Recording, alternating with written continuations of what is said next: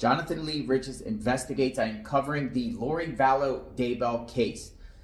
Let's talk about Charles Vallow, which was Lori Vallow Daybell's husband.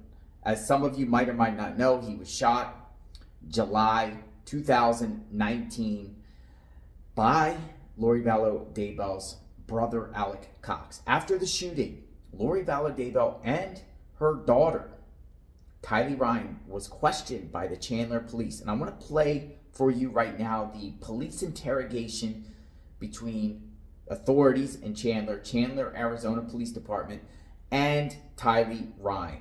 I'm going to share this with you right now, and then we will further discuss. Check it out. Hi. Hi. So you have to spell your name because we're all taking guesses on how to spell it. We're not sure. Tylee. Okay, I was right. And what's your last name? Ryan, Ryan. And your birthday? And then, do you have a phone? Yeah. What's your phone number?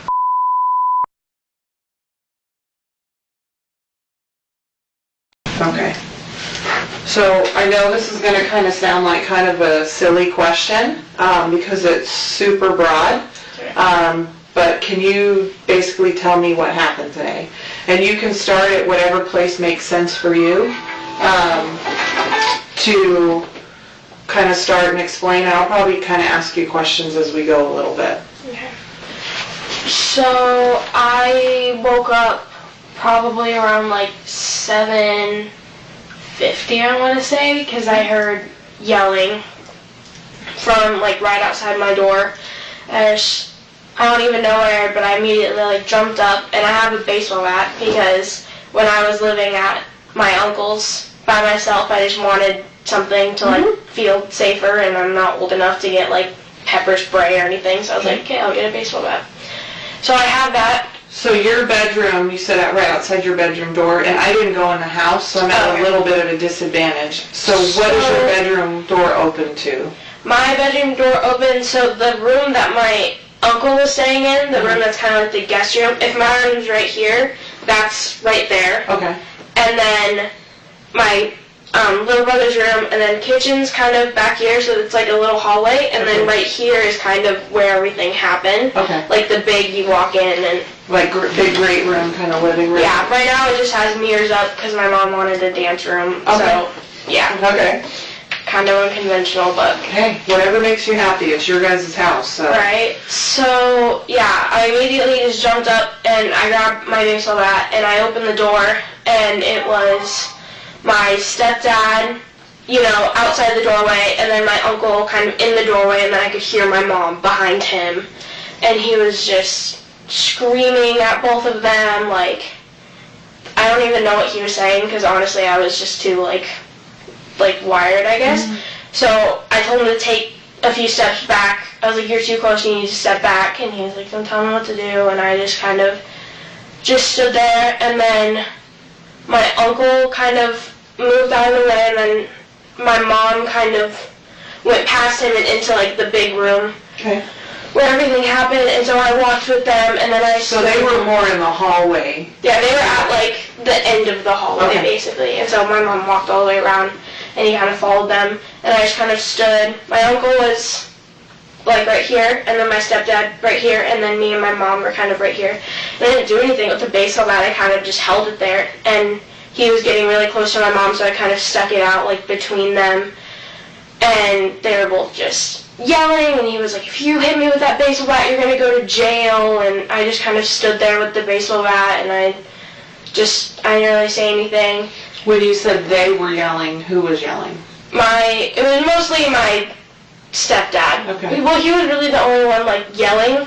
My mom was kind of, like, responding, but I honestly couldn't tell you what they were saying. It was kind of just, like, all jumbled up in my head. And so I just kind of stuck the baseball bat out there, and then he just grabbed it and tried to take it, so I held on to the end, and then eventually I fell, and he kind of took it into his hands like he was going to do something with it, and that's when... So when you fell, he ended up with the bat? Yeah. Okay. And so I fell to the ground, and then my uncle kind of like, I saw him take a step back, so my uncle, I think, grabbed him and kind of took him back so he couldn't, like, do anything. You saw your stepdad, like, take a step back? Take a step back, Okay. because he was really close to begin with, and then and so my mom said to go with JJ, and so I ran out the door, and then I kind of just stood there with my little brother. He was in the front seat of the car, and so I just kind of opened the door and just stood there, and, like, he was trying to get out, and I was like, no, we have to stay. We have to stay in. And I was like, oh, like, I told him, like, do you want to go in the Jeep? And then he was like, no, and then I realized that my car was blocked in, so I couldn't anyways. I was like, okay, like, just stay here, and then eventually my mom came out, and then we left from there. Okay. Yeah. Do you know what happened inside of the house? Has your mom kind of explained it all to you? I just kind of asked her, like, because I heard a noise, which I know what it was now, but it sounded like, because I knew that the basement I was in there, it sounded like someone, like, took it and hit it really hard against the floor. Okay. And so I was kind of like, Al's okay, right? Because that's my uncle. So I just wanted to make sure that, like, my stepdad didn't do anything to my uncle and stuff. And so she was like, no, like, Al's fine. Like, we're just going to take JJ to school. And I was like, okay. So I just got in the car. And then we went to Burger King because my little brother wanted breakfast, which was chicken fries for some reason. Okay. I do dinner for breakfast all the time. Breakfast for dinner and dinner for breakfast. So, to kind of back up a little bit, so you had talked about your stepdad, when you put the bat out, your stepdad was coming towards your mom. Can you describe to me a little bit better kind of what was going on there? Like, is there a reason you put the bat up? Yeah, he was walking towards my mom, and I just didn't want him to do anything, so I kind of just stuck out the bat. Like, my mom was right beside me, and he was right there, so it wasn't, like, between them. Okay. It was kind of just, like, I just stuck it out to be, like, keep your distance, kind of. When you say you didn't want him to do anything, what did you think he was going to do? Hit her. Okay. Yeah, it's, for the most part, been pretty, like, mundane, but there have been a few, like, violent times with him when I was really scared that he was going to hit me or hit my mom, like, just because everything was kind of crazy. Me and him have always kind of not gotten along, like, just since I was little, and so there have been a few times that we've gotten in fights and stuff like that, and so, so I'm just kind of always scared of that. Yeah. Yeah. And then, so that happened, and he grabbed the bat from you. So kind of tell me that again real quick. So I kind of stuck it out, and this is when he was like, if you hit me with that baseball bat, you're going to jail, and I didn't say anything, because I'm like, okay. And so I'm holding it by, like, the end of the bat, like, the place where you hold it, and so he kind of took it, and I kind of, like, lunged forward and kind of lost, like, my footing, and so my mom was like, just let go, and so, I kind of, like, slipped and I fell, kind of on, like, my side. Okay. Yeah, and then from that, my mom said to go to the car, so I just got up and ran out the door. Okay, did you see, when you fell towards your side, did you see what he did with the bat? No, I wasn't really looking in that direction, because from where I fell, the door was kind of more in my line of vision, because I fell looking this way and the door was, like, right there, so I didn't look back. So he was he was at a different line of sight than what you were looking at? Yeah. Okay. And then at some point you saw him kind of take a step back, and from what you're saying, and tell me if I'm wrong or not, you didn't necessarily see your uncle pulling back, but it seems like that maybe... It seems like he wouldn't have taken a step back on his own, so it's more of an assumption than anything. I didn't see him physically take him back. And does that make sense based on where your uncle was at that time? Yeah, he was behind him, because he wasn't on this side with me and my mom, so he was behind him. Okay. Because that's kind of just the order where everyone walked out. And when that happened and then your mom told you to go, did you see what happened with your stepdad and uncle? No. Okay. And then once you went outside with your brother, you never came back inside? I went to go get my mom's purse from inside so that we could have, like, her wallet and everything, but this was all happening, like I said, like, in the bigger room right here. And so I went through the garage door, and so the garage door is right here, and then there's, like, a little hallway, and then this is kind of where everything is, and then this is my mom's room. So when I went in, I kind of, like, just tuned everything out, ran to my mom's closet, ran back. So I didn't see anything, I didn't hear anything. When did you go back in and get her purse? After my mom came out. Okay. So after you heard that loud noise? Yeah. Okay. And when you heard the loud noise, was your mom outside or inside? I'm trying to think. I think she was inside when it happened and the door opened, like, immediately after. Okay. So very quickly after the door opened? Yeah. Okay. So it wasn't, like, a long period of time, because I remember not, like, thinking about it for that long, and if my mom hadn't come out immediately, I would have, been thinking about it for a lot longer than I had. So, obviously I don't know, like, your mom and stepdad and uncle, like you do, I don't. So, can you tell me kind of where the three of them were at, kind of emotionally, and how they were behaving when all this was happening? When all this was happening, or, like, before? When all this was happening. So, like, when you came out of your room and he took the bat from you and... Yeah, so my stepdad was, like, he was, like, I don't even know how to explain it. He honestly just looked like kind of a crazy person. Like, screaming, and, like, his face was beet red. He just looked, like, really mad. I remember when he took the bat from me, I saw his face for, like, a split second, and I honestly, like, it didn't even look like him. He just looked like pure, like, rage. Like, he was just seeing red. So, I haven't really seen him, like, all the way like that before. That's, like, the craziest I've ever seen him. And then my uncle was kind of calm.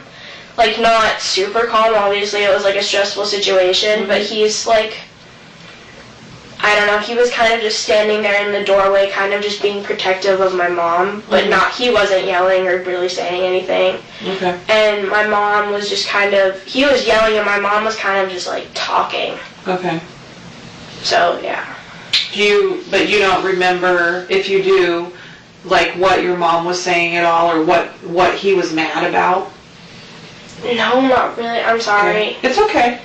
Honestly, like, we're talking about something that probably happened over 2 seconds of time. So. Yeah, honestly, it feels like 2 seconds and 40 minutes at the same time. So, I don't remember what they were really saying. I just kind of heard yelling over everything.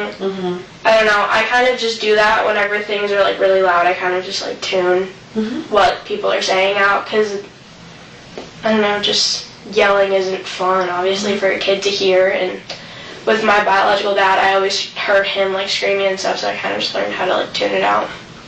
So when you woke up to yelling, and you had said you weren't sure what they were actually saying, did you know who was yelling when you heard the yelling? Yeah, I knew it was my stepdad. Well, at first I kind of didn't. Like, when you first wake up, you're kind of disoriented. And then I remembered that my stepdad was, like, coming in to take my little brother to school today, so I immediately, like, knew it was him. And then my uncle I knew was staying, so I knew that was him. And then my mom, obviously, I knew that was her. Yeah. And then, so you stepped out of your room and you took the bat with you. Is there a reason why you took the bat with you? Honestly, I think that was kind of just, like, first instinct. Like, obviously, I didn't ever hit him with the bat or anything like that. It was kind of just for, like, security, I guess, to know that I had it. I didn't do anything with it. In hindsight, I probably just shouldn't have brought it out at all because it caused more trouble. But it was kind of just first instinct, and it was right by my bed. So I kind of just, like, jumped up and grabbed it. So I'm trying not to put, like, words in your mouth and stuff. You're good. So Was there something in particular that you were concerned about that you would have taken the bat with you? Only if he had been violent towards, like, me or my mom. I'm assuming you're talking about your stepdad? Yeah. Okay, alright. Yeah. But it wasn't like, oh, I'm going to take the bat and, like, do something with it. It was kind of just like, I need something in my hands to, like, feel safer. Okay, that makes sense. Yeah. So my kind of second dumb question is, and I don't know that there necessarily is, but I always kind of want to make sure, is there anything that, we didn't talk about or I didn't ask you about, or anything that you think is important or anything that I should know? Because it's harder for you because you were there, and so I'm asking questions about something I didn't even see. So I just want to make sure, like, I didn't miss something or anything that you think I should know about. That was pretty much it. Okay. And if you think of something, in 5 minutes and tomorrow or whatever else, we can always talk again. It's totally fine. So, I talked to your mom about, we have some victim services people that work here. They're not cops. They're really good at what they do. So I really want your mom to talk to them, because I think it would be good that your mom has, and you guys have maybe some extra support if you need anything go moving on. Mm-hmm. So I'm going to check in with your mom real quick, and if she's good to go, then I'm going to introduce one of them to you guys. That way you guys can talk before I take you guys back. Okay? Sound fair? Yeah. Okay. Do you have any questions for me at all? No, Okay. If you do, let me know, okay? Okay.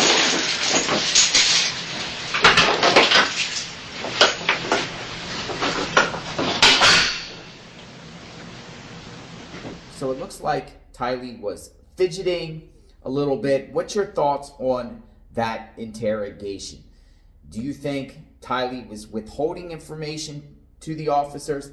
Also, remember, months later, Tylee unfortunately died sometime in September, went missing after a trip with Alex Cox and Lori Vallow at Yellowstone. Do you think there's reasons why Tylee perished, right? Her daughter died. But do you think this was part of it too? Part of the Charles Vallow death in Arizona was part of why Tylee died in the case?